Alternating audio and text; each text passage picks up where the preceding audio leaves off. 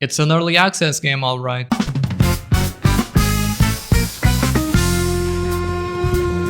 Into the Dead, Our Darkest Days has been one of my most anticipated indie titles this month. Blending the unique gameplay of this War of Mine but placing it in the zombie apocalypse setting had me giddy to give it a shot. I tried the demo back in February when Next Fest was live, and I thought what I had played at the time was pretty decent, even if a bit repetitive. Now, I'm 6 hours deep into my playthrough, and boy, do I have some thoughts.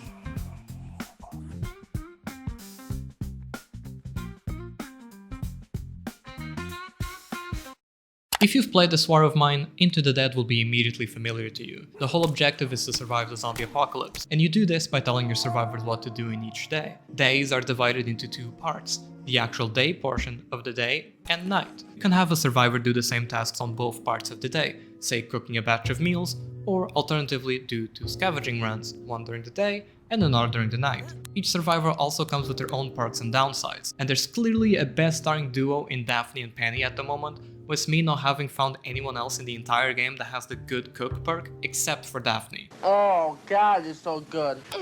So good. The starring characters don't feel balanced right now and could definitely use some work. Maybe they could each start with items specific to them as an extra incentive to not pick Daphne and Penny every run. While scavenging, you'll come across various types of resources, food, weapons, and the usual stuff you'd expect. Unlike this War of Mine, however, Into the Dead isn't afraid of throwing combat encounters at you, with you sometimes even spawning and attracting the usually inactive zombies. Gotcha, bitch.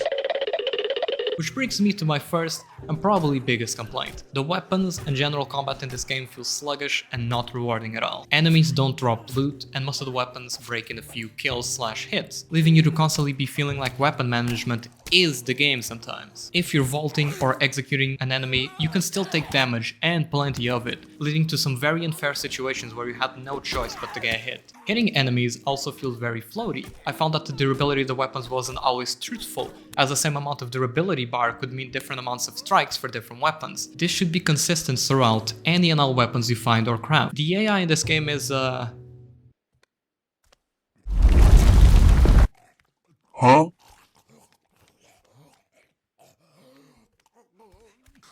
Huh?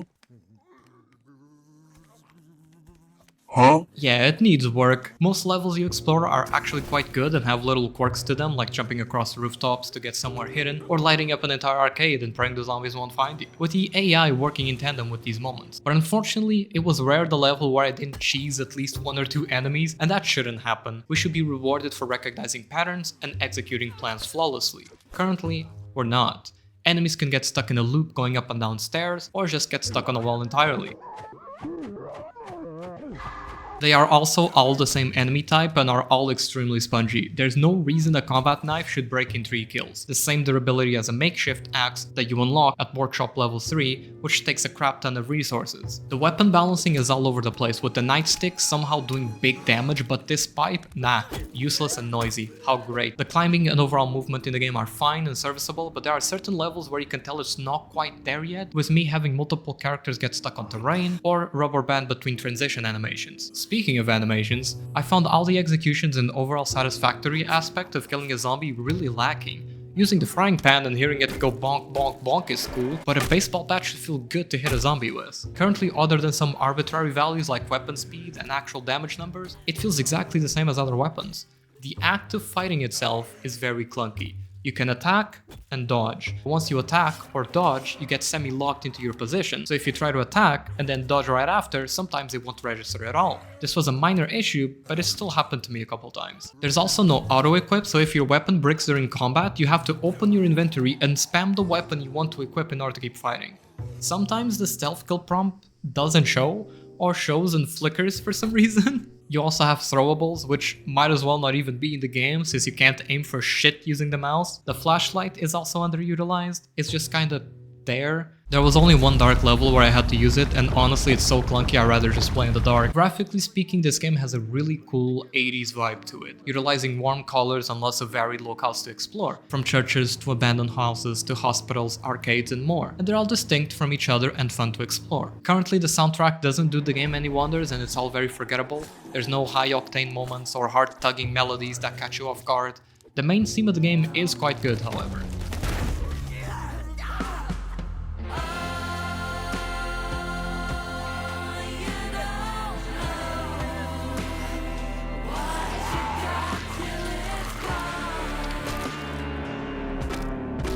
The game's optimization needs work as well. I'm running a 4070 with 32 gigs, and while I didn't have any crashes, the game did dip below 20 FPS on some maps and it chugged on others. In my experience, taking care of survivors is quite easy. Even 5 hours in with a full house of people, I have a surplus of food, weapons and more, so I feel pretty confident that this run will make it to the end. If you wanted to experiment and do multiple runs, however, you're shit out of luck because there's only one save slot for some reason. Why?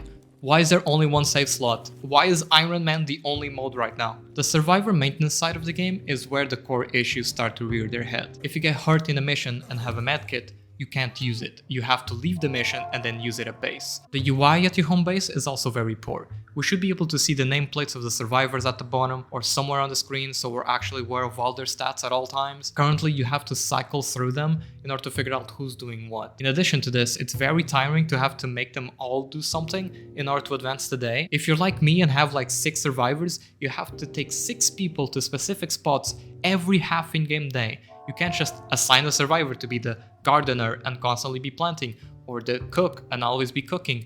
You can queue the order, sure, but you can only queue at that specific station. So if you want a survivor to make a weapon, cook, and then go to sleep all in the same half day, you can't do that as they're all locked into the first action you do every half day, which is very frustrating. Speaking of frustrating, you know what's really dumb? The fact that you can only scavenge with one person per half day. We should be able to have multiple survivors check different places each half day. I want to check out the arcade and the fire station. I could have Penny go to the arcade and Barb go to the fire station, but I can't do it all at the same time. I have to pick one during the day and another during the night. I understand this is a limitation of the gameplay loop, but it strikes me as weird that we can queue up every station except exploring. One of the modules in every base are the barricades, which you have to maintain with planks. Over time, the undead will do more and more damage to this module as they become alerted of your presence, forcing you to move to another shelter. This could have different base modules for you to use, or just provide temporary refuge. I like the idea of having to move shelters every now and then to explore more of the map,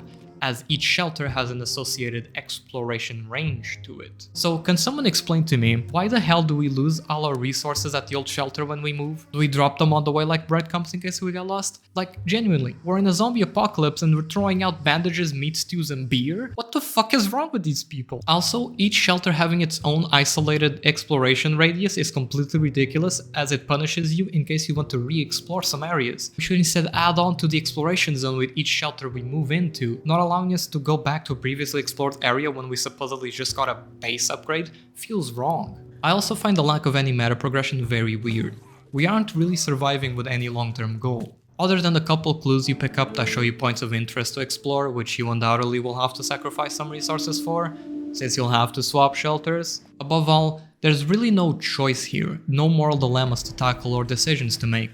Inevitably, people will find out the best route to beat the game, which goes against the entire point of it, having to be scrappy with your resources and somehow make it out.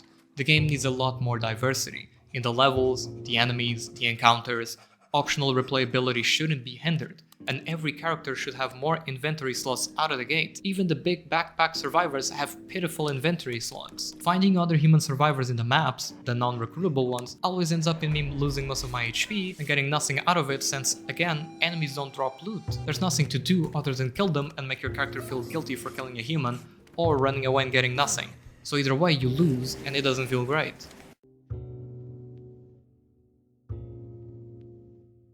Here's what I want to see change in the future for this game. First and foremost, fix the goddamn game. Jesus. The frame drops, the rubber band, the weird collision, the fuzzy DLSS, the random audio cutoffs. This all needs to be fixed ASAP. Then, give us a parry mechanic that is tough to master but rewards us with our weapon not using durability during our next attack after a parry. Make stealth more consistent. Reduce the amount of weapons around the world but give them more durability and unique quirks, like making the combat knife have a bleed effect or the sledgehammer having a knockdown effect. Allow us to repair weapons. Allow us to salvage weapons sooner. Remove the obligatory zombie fights, like the dudes ambushing you from outside the screen, as this usually leads to unfair fights as they can aggro the rest of the zombies, and if you don't book it or kill them immediately, you die.